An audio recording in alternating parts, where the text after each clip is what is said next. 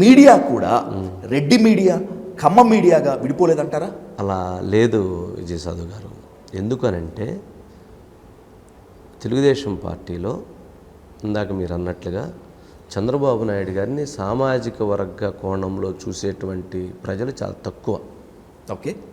ఎందుకనంటే ఆయన చంద్రబాబు నాయుడు అనేటువంటి వ్యక్తి, నేను ఆయన ఎందుకు అభిమానిస్తాను అనంటే ఆయన ఒక విజనరీ లీడర్. ఆయన సైబరాబాద్ ఒక నిర్మాణాన్ని సృష్టించినటువంటి వ్యక్తి. ఆయన ఈరోజు అమరావతి కోసం నిరంతరం శ్రమిస్తున్నటువంటి వ్యక్తి. ఆయన ఉదయం 6 గంటల దగ్గర నుంచి రాత్రి 11:30 గంటల వరకు నిరంతరం రాష్ట్రం బాగుండాలి, ప్రజలు బాగుండాలి అని చెప్పి నిరంతరం శ్రమ చేసేటువంటి వ్యక్తి.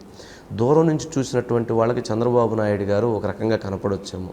కొంచెం దగ్గరగా కనుక ఆయన గమనిస్తే ఆయన లాంటి లీడర్ అనేటువంటి వ్యక్తి నిజంగా గర్వంగా చెప్పుకోవచ్చు. ఎందుకనంటే ఎప్పుడు కూడా హిస్టరీ ఎట్లా ఉండిద్దనంటే ఆయన తర్వాత చూసే కొద్ది ఆయన యొక్క లెగసీ తెలుస్తుంది.